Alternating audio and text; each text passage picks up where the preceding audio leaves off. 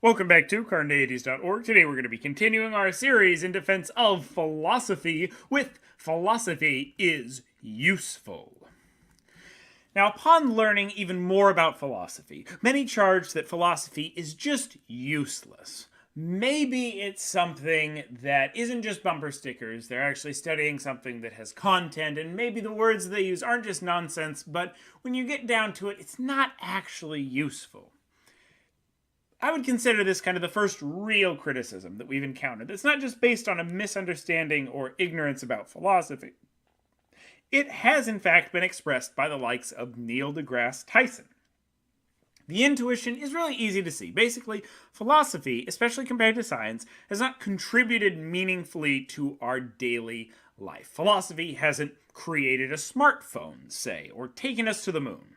Science is for those who want to change the world, while philosophy is for those who want to sit in an armchair and think. However, there are a number of ways to respond to this argument. We're going to save the claims that science actually requires philosophy for justification and oversight for the next video. For now, we're going to try to come up with some important things that philosophy has actually been useful for. Now, the first example I gave was a smartphone. Philosophy hasn't created a smartphone, right? Well, I'm not so sure. Computers are feats of engineering, but they're also feats of philosophy.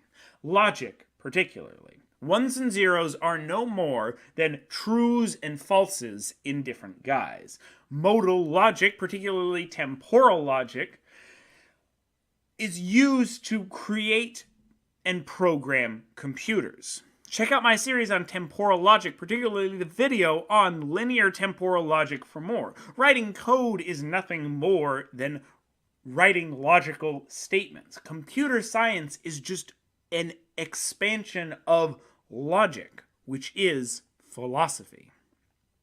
So, even if computer science created the computers, philosophy created computer science. Science and engineering alone did not give us computers. Logic, the very heart of philosophy, did as well. Now, science can only answer hypothetical, in a Kantian sense, questions. If I want to make a nuclear bomb, how can I do it? If I want to cure polio, how can I do it?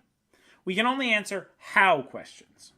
Only philosophy can answer categorical, Kant again, questions of should we use a nuclear bomb? Should we cure cancer? It might seem that the answers to these questions are obvious, but philosophy is also essential for answering more personal or less clear questions.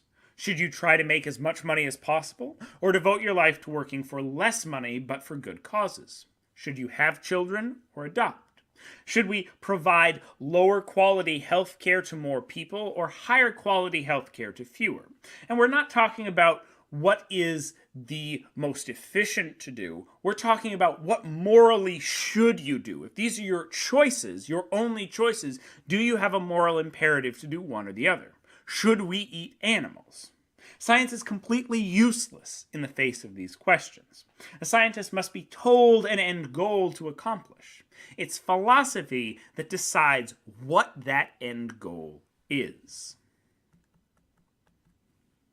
Now, politicians, media outlets, and random people on the internet are constantly making arguments for particular conclusions. They set up their premises, and they try to draw a conclusion from it. What is our standard to measure the strength of these arguments against? How can we objectively determine which conclusions actually follow from their premises, and which ones are simply logical fallacies? The answer, once again, is philosophy. In a world where social media promotes invalid and fallacious arguments because they are popular, a discipline that can separate out the quality arguments from those that are just fluff is far from useless. In fact, it's essential to helping society better understand good and bad arguments, good and bad cases that are being made. And interdiscipline. Now, science and religion talk past each other because they don't speak the same language. The claim that we should abandon philosophy is an academically isolationist view that religion and science will never be able to talk to each other. The language of philosophy is the language that both can speak. Because philosophy of religion can build up the arguments which argue for the claims of religion and that those claims must be based on, whereas philosophy of science builds up those very same structures for science. And so if you want to have an actual conversation, you need to do it through philosophy, because philosophy builds up from no assumptions up to those claims, whereas each of science and religion take their own assumptions and move in different directions.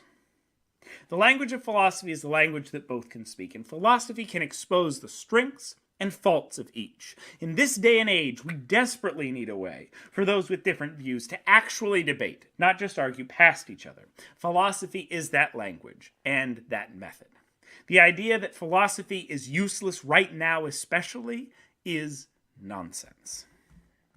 That was Philosophy is Useful. Next up, we're going to take a look at the claim that philosophy is not dead. Then philosophy makes progress, and finally, philosophy is not racist. Watch this video and more here at Carneades.org, and stay skeptical, everybody.